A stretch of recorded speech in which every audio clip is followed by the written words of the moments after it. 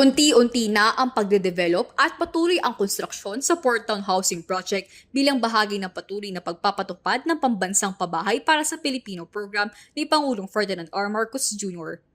Personal na ininspeksyon ni DC Secretary Jose Rizalino Acosar ang proyekto kasama ang Key Shelter Agency Heads sina Pag-ibig Fund Chief Executive Officer Marilyn Acosta at Social Housing Finance Corporation President Federico Lacsa.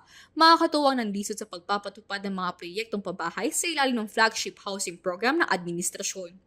Isa sa mga tinututukang bahagi ng inspeksyon ay ang Phase 1 na itatayo sa Port Town Barangay 20 para Tondo, Maynila na bubuoy ng 5 gusaling may taas, 16 palapag at maglalaman ng mahigit 2,000 residential units. Bukod sa pabahay, magkakaroon din ito ng mga amenities gaya ng swimming pool, open pavilion, basketball court at multi-purpose hall na maaaring gamitin ng mga residente para sa mga aktibidad at pagtitipon.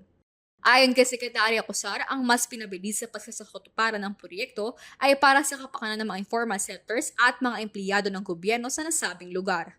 Dagdag pa niya, bahagi ito ng layuning mapabigyan hindi lamang ng bubong, kundi ng dignidad, kaligtasan at kalidad na pamumuhay ang bawat pamilyang Pilipino. Mula sa kabuuang 23 hektarya ng lugar, humigit kumulang 2 hektarya ang nakalaan para sa unang yugto ng konstruksyon.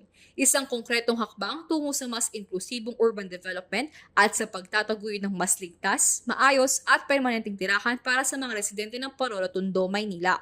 Target ng proyekto ang mga informal sector families at government employees na nasabing lugar.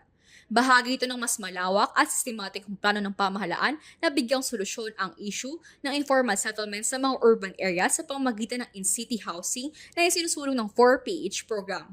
Para sa mga interesado maging bahagi ng programang ito, maaaring makipag-ugnayan sa inyong lokal na pamahalaan o bisitahin ang opisyal na website ng DSUD sa www.dsud.gov.ph at sa DSUD official Facebook page para sa karagdagang impormasyon. Ako si Christine Replan ng Department of Human Settlements and Urban Development para sa DSUD Express Balita.